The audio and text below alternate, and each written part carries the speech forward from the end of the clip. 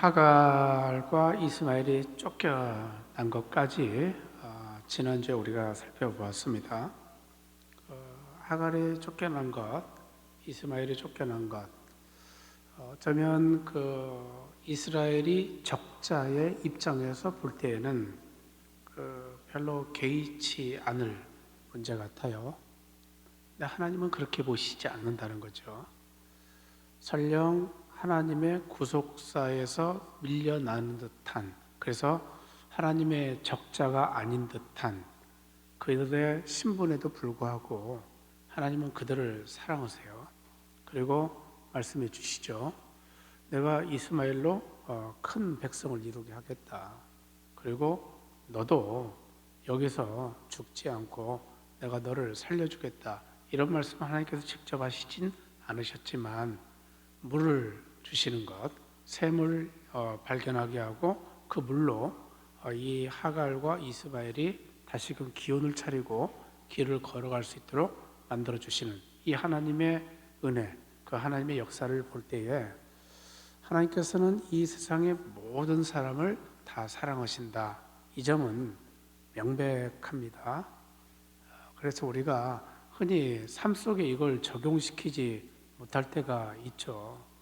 제 3세계 사람이 있고 나보다 헐벗고 굶주린 사람도 있고, 그때에 우리가 그들을 낮춰보지 말라는 거죠. 그들을 낮춰보는 그 순간부터 내게서 이미 하나님의 은혜가 빠져나가기 시작해요. 하나님의 은혜를 내가 머금고 사는 것이 진정한 삶인데, 만약에 남을 경시하게 보고 멸시하고 무시해서 보기 시작하는 그때부터 시작해서 이미 나는 하나님의 은혜를 벗어 던지는 사람이 되어버리거든요. 우리가 이 말씀을 보면서 심각하게, 조금 진지하게 잘 생각해서 내가 받아들이자는 것이죠. 그리고 이제 그 다음 말씀이 아브라함과 아비멜렉이 언약을 맺어요. 아비멜렉은 누구냐면 블레셋의 왕이에요. 그러니까 지금 이스라엘이 맞닥뜨리고 있는 상황, 이스라엘과 팔레스타인이 계속해서 전쟁을 하죠. 지금 싸우죠. 그 상황을 이 말씀 속에서도 얼마든지 찾아낼 수 있어요. 아비멜렉의 목자들이 우물을 자꾸만 빼앗아 가거든요. 이스라엘인 이 아브라함의 목자들이 우물을 우리 우물인데 왜 너희가 뺏어가느냐 하면서 이제 싸우기 시작하는 것이죠. 이 싸움은 이때부터 이미 시작이 되었던 거고요. 그리고 이제 그 싸움은 결국은 땅 싸움이에요. 오늘날도 이스라엘과 팔레스타인이 싸우는 싸움을 어떤 싸움으로 규정 짓느냐 하게 되면 그쪽 이슬람 문화와 이스라엘 쪽에 정통한 학자분들이 이야기하는데 결국은 땅 싸움이라는 거예요. 땅 싸움. 우리가 지난 새벽 기도의 시간에도 살펴보았지만 이스라엘은 자기가 원래 머물렀던 땅, 이 땅을 절대로 차지해야 되고요. 팔레스타인 사람들은 역시 마찬가지예요. 이 땅에 살고 있었어요. 그렇기 때문에 두 민족이 조금 화해하면서 평화하면서 이 땅을 어떻게 하면 나눠서 쓸 수 있을까, 이 문제의 해결점을 보지 않는 한 그 싸움은 요원할 거예요. 계속 될 거예요. 결국은 좀 뛰어난 사람들이 나타나서 백성들의 마음을 잘 추스려 내어서, 거기에 보면은 극단적인 사람들이 있잖아요. 어느 집단지 보면은 극단적인 사람들이 있고 좀 온유한 사람들이 있거든요. 극단적인 사람들은 그렇게 주장할 겁니다. 우리 땅인데 왜 남을 주냐고. 그 땅을 그 사람들에게 주면은 그 사람들이 우리를 어떻게 하겠냐고. 이러면서 계속해서 거기 반대를 할 거고요. 계속해서 싸울 것이 뻔하게 보임에도 불구하고 우리 마음은 그렇죠. 기왕이면 좀 화해하면서 행복하게 잘 살았으면 좋겠다. 그것은 비단 그쪽만 바라보면서 생각하면 우리가 우리 자신을 놓칠 수 있어요. 우리 자신도 역시 마찬가지거든요. 인생길 살아가는데 그렇게 길지도 않아요. 죄송스러운 말씀이지만 저도 예수이 넘다 보니까 저 끝이 보이기 시작해요. 이제 그렇게 멀지 않아요. 근데 그 짧은 기간 살면서 남들과 불편한 관계 가지고 계속해서 갈등하면서 이게 살아갈 필요성이 있는가? 언제나 이런 문제 가지고 우리가 남들 하는 얘기를 잘 들어요. 인생 오래 사신 분들, 이제 죽음을 얼마 안 되게 앞둔 분들, 이분들이 하는 공통적인 얘기가 뭐냐면요. 내가 조금 더 잘해줄 걸 그랬다. 조금 더 잘해줄 걸 그랬다. 그 이야기는 여러 가지 것을 포함해요. 그만큼 못했다는 거고요. 그 다음에 조금 더 잘해줬다는 사람에 따라서 다 정도 차이가 있겠죠. 어떤 못된 사람은 정말로 못되게 한 거예요. 근데 어떤 분들은 양심상 굉장히 선하게 사셨는데도 내가 조금 더 잘해줄 거 잘못했다, 이 생각하시는 분도 있거든요. 그게 하나님을 앞에 두고, 하나님의 심판을 앞에 두고 모든 사람들이 가지게 되는 생각인데, 예수님 믿지 않는 사람은 이 생각 안 가질 수도 있어요. 왜요? 하나님 나라 모르니까, 하나님도 모르니까. 근데 하나님 아는 사람은, 물론 하나님 아는 사람들 중에서도 하나님을 믿지 않는 사람들이 있어요. 그리고 하나님 나라도 믿지 않는 사람이 있어요. 근데 이분들은 차치하고라도 하나님을 알고 하나님을 믿는 분들, 하나님 나라를 확신하는 분들, 이분들은 하나님 나라가 가까울수록 내가 조금 정리를 더 잘 해 나가야 됩니다. 아브라함이 아비멜렉과 화친을 맺어요. 너희 목자들이, 우리 목자들이 갖고 있던 우물을 자꾸만 빼앗아 가서 싸움이 일어나는데 너와 나 사이 약조를 맺자. 그리고 이 약조가 전혀 흔들리지 않게 부엘세바라고 이름 짓겠다. 부엘세바가 무슨 의미냐면요, 성경에 보게 되면 맹세 우물로 나오는데, 사실은 부엘은 셈이고 세바는 일곱이에요. 7개의 셈이에요. 이 7개의 셈에서 전혀 너희들과 우리들이 다투지 않게 화해하면서 이 우물을 서로 간에 잘 관리하고 양들을 잘 먹일 수 있게 화친 조약을 맺자 해서 조약을 맺어요. 이게 어디서 일어났냐면 부엘세바에서 일어난 거예요. 여러분께서 지금 보시는 지도의 맨 아래쪽에 부엘세바가 있는데, 이 부엘세바가 어떤 곳이냐면은 이스라엘을 이야기할 때 흔히 이렇게 얘기했죠. 북쪽은 단이에요. 남쪽은 부엘세바예요. 그래서 단에서 부엘세바까지가 이스라엘 땅이다, 이렇게 보통 이야기해요. 그 부엘세바, 이스라엘 맨 아래쪽에서 일어난 사건이었어요. 자, 그 다음에 아브라함에게 하나님께서 나타나셨어요. 그리고 하나님께서 말씀하셨어요. 네 독자 이삭을 내게 바치라고요. 하나님을 믿지만 아브라함이 굉장히 당혹했을 거예요. 당혹한 것 넘어서 황당했을 거예요. 왜냐하면 이삭은 누가 주시냐면 하나님께서 주셨어요.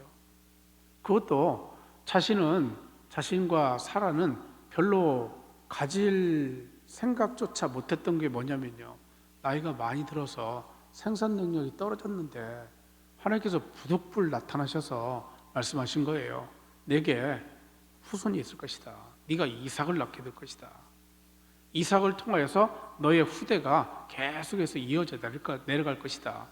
너는 내가 복을 주는데 하늘의 뭇별과 같이 네 자손들이 많게 될 것이다. 이건 이삭은, 아브라함은 전혀 하지도 않았고요. 하나님께서 하신 말씀이에요. 근데 그 하나님께서 나타나셔서 내 독자 이삭을 바치라는 거예요. 여러분, 아브라함의 믿음을 우리가 이렇게 이야기합니다. 성경을 보면서요, 아브라함이 여기에 대해서 어떤 불평도 말하지 않고 그대로 이삭을 데리고 길을 떠났다, 이렇게 이야기해요. 물론 성경에 그런 말씀 안 나와요. 근데 아브라함이 바로 길 떠났을까요? 어떤 생각도 없이요. 그러면요, 아브라함은 별로 생각이 없는 사람이에요. 생각이 있는 사람은 분명히 그런 생각도 했을 거예요. 아니, 하나님께서 내게 독자를 주셨는데 그 독자를 바치라고 말씀하신다. 이스마엘은 지금 구속사에서 밀려나니까 일단은 독자를 이삭으로 보고요. 그렇게 생각하는 그 아브라함의 그 마음이 어떻겠어요? 굉장히 고통스러워요. 그리고 하나님께서 정말로 하나님이신가? 이런 생각도 들어요. 하나님께서 주시고 하나님께서 내게 바치라고 말씀하시는 거예요. 그것도 인신 제물이잖아요. 성경 속에서도 가장 흉악한 제물, 가장 흉악한 우상 제물이 무엇인가 하면 자기 아들을 몰록에게, 밀곰에게 바치는 거예요. 이건 정말로 우상 제물 중에서 최악의 우상 제물인데 하나님께서 나타나셔서 네 아들 독자 이삭을 내게 바치라 말씀하시니까 이 아브라함이 그때 당시에는 이해를 못했을 거예요 아마. 근데 아브라함은 한편으로 이런 생각을 해요. 어떤 생각이냐면요, 하나님은 모든 것을 주시기도 하고 모든 것을 취하시는 분이시다. 그리고 아브라함은 이것은 이 믿음으로만 가면요, 이게 맹목적인 믿음이 되어버려요. 잘못하면 그건 난 모르겠고요, 다른 건 난 모르겠고, 나는 하나님을 굳세게 믿는데 하나님께서 말씀하시니까 순종하겠습니다. 이거 생각 없는 믿음이에요. 오늘날 기독교인이 이렇게 신앙생활하면요, 세상에서 욕을 얻어먹어요. 왜요? 세상 사람도 그보다는 더 생각하는데 너희들은 어쩌면 그 생각도 못하느냐, 그런 정도의 고민도 못하느냐, 이거 욕 얻어먹을 일이에요. 그리고 우리도 역시 마찬가지로 남들이 그렇게 행동하면요, 우리도 별로 그 사람 달가워하지 않아요. 근데 아브라함은 이런 생각을 해요. 또 하나님을 믿어요. 그래서 믿음이 조상인데 어떻게 믿는가요? 하나님께서 지금 이삭을 바치라고 말씀하셨지만 그 이삭을 주신 분이 하나님이신데, 이삭을 주신 하나님께서 아무런 생각 없이 이런 말씀하시지는 않는다는 거예요. 분명히 하나님의 뜻이 있다는 거예요.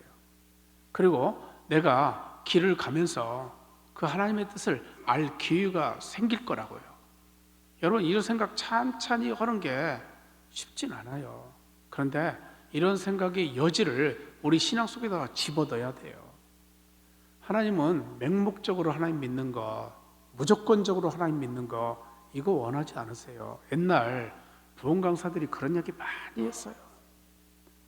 그러니까 한국 교회가 지금도 어려움에 빠져 있는지 몰라요. 그런 생각은 별로 좋은 생각 아니에요. 아브라함이 그렇게 생각했는가요? 아닐 거예요. 찬찬히 생각해 보는 겁니다. 하나님께서 천지를 주관하시고 모든 것을 아시는 지혜를 가지신 하나님이신데 설마 이삭을 바치라고 하실까? 설령 바친다고 하더라도 하나님께서 무슨 생각이 있으실 거야. 그리고 그 생각은, 내가 지금 여러분 지도 보십시오. 부엘사바에서 모리아산까지 가는 거예요. 상당한 거리예요. 3일 정도 걸린다고 그래요. 옛날 길로, 옛날 도보로 간다면 이 정도로 걸어가는데 충분히 시간이 충분하잖아요. 하나님께서 그 중간에 나에게 계시를 주실 거야. 내게 어떤 뜻인지 알려주실 거야. 그리고 참고 참으면서 하나님의 뜻을 기다리면서 3일 동안 걸어가는 거예요. 모리아산으로. 이 모리아산에 다다랐어요. 그리고 다다르기 전에 이삭이 자꾸만 아버지에게 질문해요. 아버지, 번제할 어린 양은 어디 있습니까? 이삭은 지금 그게 궁금한 거예요. 근데 아브라함은 불과 칼을 가지고 가고 있어요. 그리고 종 2명이 따라와요. 그리고 이삭과 함께 길을 걸어가고 있어요. 근데 이삭이 자꾸만 질문하는 거예요. 아버지, 번제할 어린 양은 어디 있습니까? 여러분, 이렇게 묻는 이삭의 마음을 한번 생각해 보십시오. 여러분들 이걸 한번 보시면요, 지금 그림을 그린 분들의 마음에 따라서 이삭의 나이가 정해지겠죠. 이삭의 나이는 성경에도 나오지 않아요. 이때 이삭의 나이가 몇 살이었는지 알 길은 없어요. 그럼에도 불구하고 우리가 추정을 할 수 있는데, 추정을 하되 이삭이 적어도 15살 정도 이상, 20살 플러스 마이너스 이 정도 되었을 것이다, 이렇게 추정을 해요. 그러면 사춘기 때를 넘어선 거예요. 그리고 만약에 20살이라고 한다면 아버지보다 훨씬 힘이 세요. 그리고 15살이라고 해도 아버지는 얼마든지 무찌를 수 있어요. 이삭이 가면서 이상한 낌새를 못 차렸을까요? 바보가 아닌 이상. 처음에는 몰랐을 수 있어요. 하루 정도 걸어갈 때는, 이틀 정도 걸어갈 때까지도 모를 수 있어요. 근데 3일째 걸어가면서 야, 이게 어린 양이 도대체 어디 있어? 거기 가서 현지 조달하 드신다는 말씀인가? 이 생각까지는 가질 수 있어요. 근데 아버지의 그 마음이 얼굴로 나타나지 않을까요?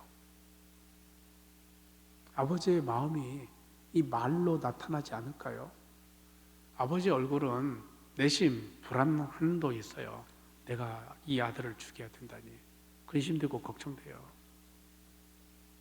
그 마음이 얼마든지 이삭에게 익힐 수 있어요. 근데 이삭도 그냥 같이 걸어가요. 같이. 그러니까 이 3일 동안에, 만약에 3일 동안의 길이라고 한다면 이 3일 동안의 길은 아브라함에게도 고통이고 이삭에게도 고통이에요. 그런데 이들의 고통을 넘어서는 것이 무엇인가? 과연 그게 믿음이에요. 이 믿음을 우리가 그렇게 정리할 수 있죠. 모든 것을 초월하는 믿음이에요. 모든 것을. 근데 모든 것을 초월하는 믿음이 간단하게 무조건적으로 맹목적으로 만들어질 수 있는가? 전혀 그렇게 만들어지지 않아요. 오히려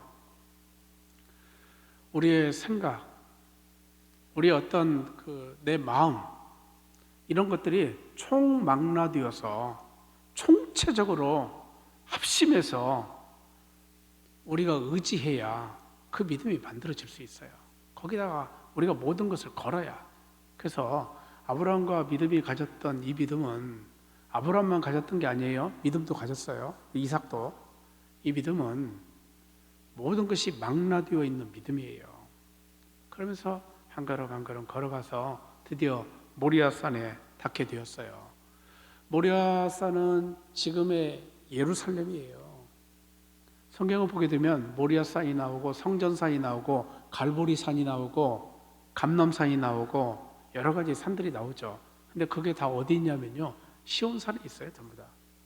그 좁은 동네에 다 있어요. 그게. 갈보리산은 주님께서 십자가에 못 박히신 거. 성전산은 성전이 있는 그 전체 산을 다 이야기해요. 시온산은 마찬가지죠. 거기가. 그리고 그 성전산은 특히 어디인가, 어디를 가리키는가? 지금 모리아산을 가리켜요. 그 성전이 모리아산이에요. 그래서 솔로몬이 성전을 세울 때 거기다가 세운 거예요.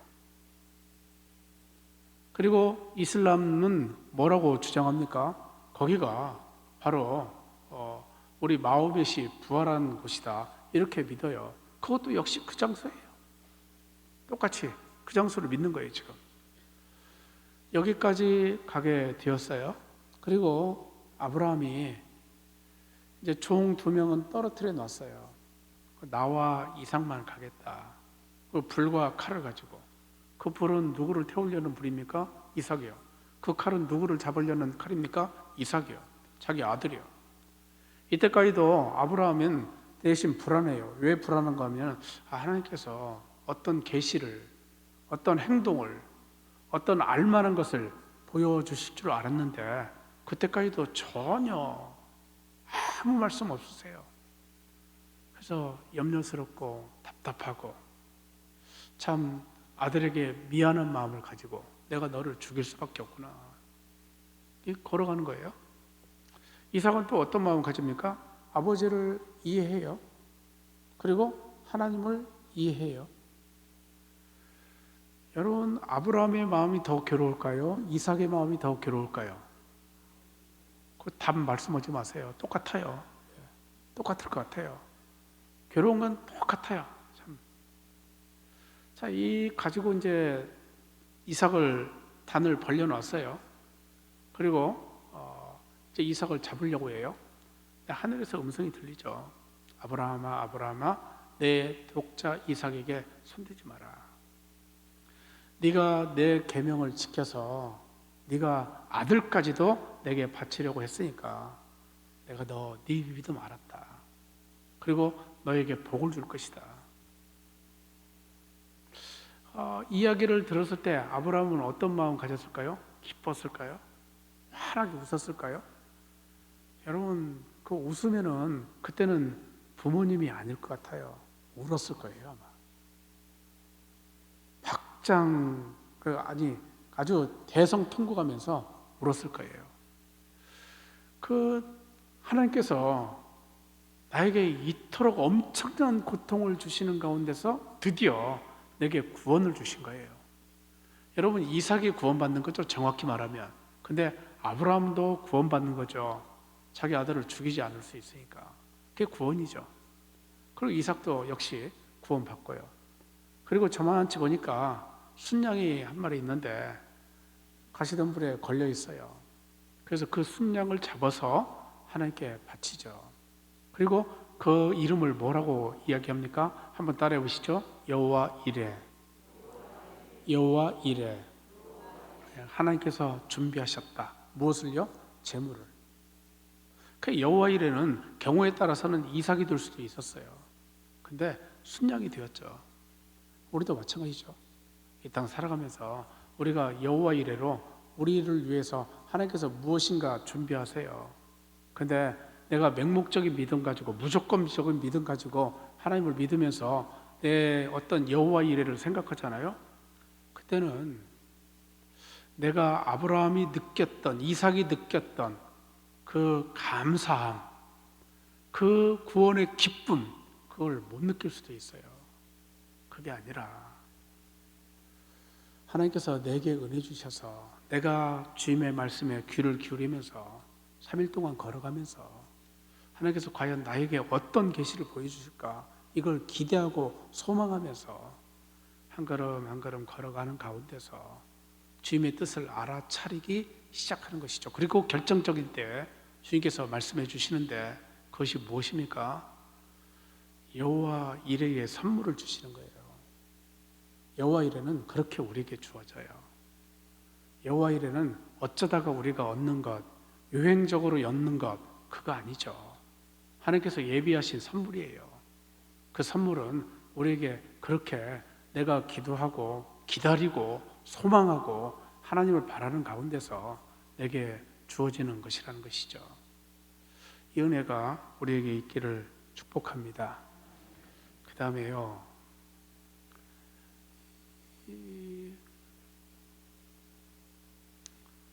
여기까지 보시고요.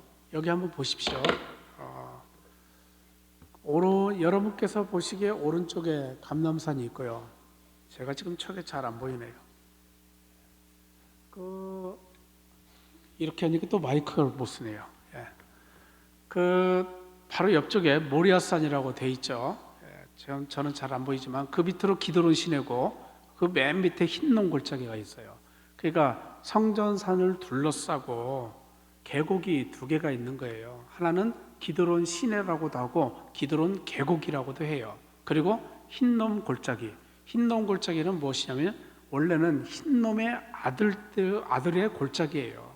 근데 그냥 보통 흰놈 골짜기라고 이야기합니다.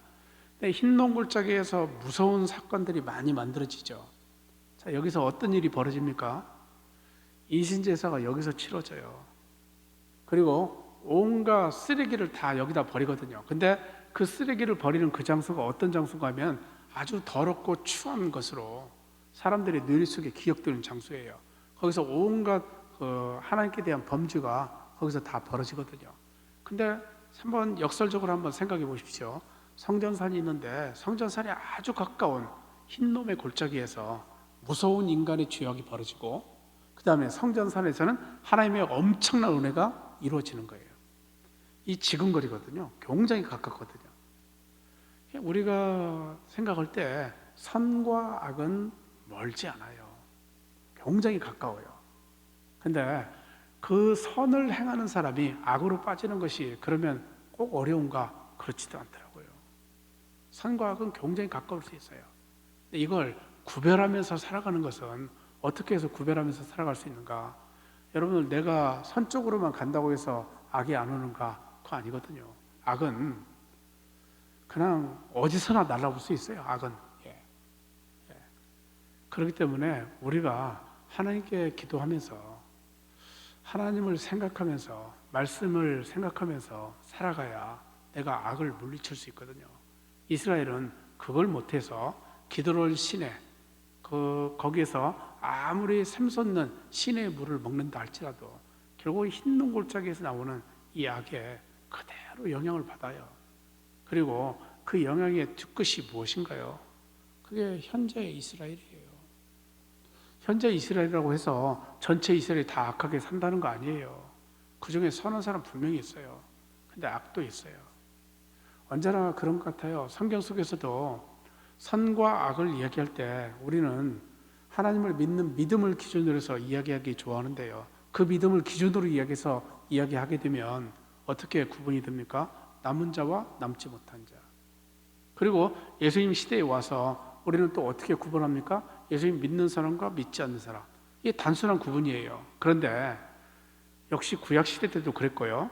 남은 자들 중에서도 남지 못한 자로 빠져나가는 사람이 생겨나요. 그 다음에 남지 못한 자 중에서도 나중에 남은 자로 돌아오는 사람이 생겨나요. 그게 누구의 역사입니까? 성령님의 역사예요. 근데 성령님의 역사로만 이게 만들어진다고 생각하십니까? 그러면 천부당 만부당 오해하시는 거예요. 바울 당시에 바울이 믿음을 선포했어요. 고린도 교회예요. 그 믿음을 좋다고 생각했어요. 아멘, 할렐루야. 고린도 교인들이 감사함으로 받아들였어요. 근데 고린도 교인들은 올바르게 신앙생활을 했습니까? 아니에요. 악으로 들어가요. 계속. 근데 분명히 바울이 복음을 전했을 때는 어떻게 전합니까? 하나님 말씀 전하는데 성령님이 함께 하셔서 이 사람들의 마음을 감동시키셔서 하나님의 뜻대로 이 사람들이 구원받도록 인도해 주십시오. 간절하게 기도하면서 전했어요. 고린도 교인들, 대부분의 고린도 교인들은 이 바울의 마음과 상관없이 제멋대로 하나님 믿어요. 제멋대로. 즉 성령님에 이끌려서 하나님 믿지 않아요. 그리고 성령님에 이끌렸던 사람도 결국은 성령님을 몰라요. 그래서 그들은 결국은 실패하는 신앙을 갖게 되거든요. 물론 우리도 마찬가지죠. 하나님께서 내게 은혜를 주시는데 성령님을 통해서 은혜를 주시는데 우리도 또한 그 성령님의 은혜를 힘입어서 우리가 믿음을 가지게 되었는데 그 다음에는 내 생각이 중요하더라고요. 내 생각. 결국은 내 생각이 어디까지 영향을 주는가? 예수님을 믿고 싶은 사람은 믿어요. 예수님을 믿고 싶지 않은 사람은 안 믿어요. 그래서 결국은 기독교인과 비기독교인 나뉘어져 버려요. 그리고 이것은 아마도 커다란 변화가 있지 않는 한 개인에게 죽을 때까지 그대로 가버려요. 그리고 예수님 믿지 않는 사람은 어쩌면 영벌로 처해질 운명에 처하는 거고요. 예수님을 믿은 사람은, 참되게 믿은 사람은 천국으로 갈 운명을 갖게 되고요. 이 생각을 좌지우지하는 게 누구십니까? 하나님이세요. 근데 그 하나님의 생각을 받아들이고 안 받아들이고는 누가 한다고 생각하십니까? 내가 하더라고요. 내가. 그래서 내 생각은 굉장히 중요합니다. 내 생각이 그냥 나는 믿음 받아들이고 보편적인 믿음, 일반적인 믿음 이거 받아들이는 걸로 감사할 것인가? 그게 아니라요. 그 성경에 무수히 나오는 하나님 믿는 사람들이었어요. 그게 아니라 기왕 믿는 바에는 남은 자가 되어야 되고요. 기왕 믿는 바에는 예수님을 참되게 믿는 사람이 되어야 한다는 것이죠. 그래야 우리가 하나님의 품에 안길 수 있으니까요. 이게 참 우리에게 주시는 하나님의 은혜예요. 이런 들을 귀를 가진 사람들, 이 사람들은 성령님의 의지에서 참된 믿음을 가져요. 그래서 예수님께서 말씀하셨는가 봐요. 들을 귀 있는 자는 들을지어다. 그러니까 들을 귀 있는 자는 들을지어다 했을 적에 그 반대 말씀도 우리가 언제나 생각해야 은혜가 있어요. 들을 게 없는 자가 있다는 거예요. 남은 자가 있으면 남지 못한 자가 있다는 거예요. 참되게 믿는 사람이 있으면 참되게 믿지 않고 그냥 교회 다니는 사람이 있어요. 교회 일이 재밌어서 교회 나오면 이 사람 저 사람 만나니까 나오는 사람들이 있어요. 근데 이분들은 좀 시간이 지나가면서 믿음이 무엇인가 이걸 잘 좀 알아가야 된다는 것이죠. 그래야 하나님과 우리가 친숙해지고 하나님과 친숙한 가운데서 내가 믿음을 갖게 되고 그 믿음은 하나님께서 주신 것이기에 분명하고 흔들리지 않는 확신 있는 것으로 내가 받아들이게 되고 그런 믿음으로 살아갈 때 우리 삶이 복되게 되는 것이죠. 기도하시죠. 아버지 하나님 감사합니다. 저희들의 믿음과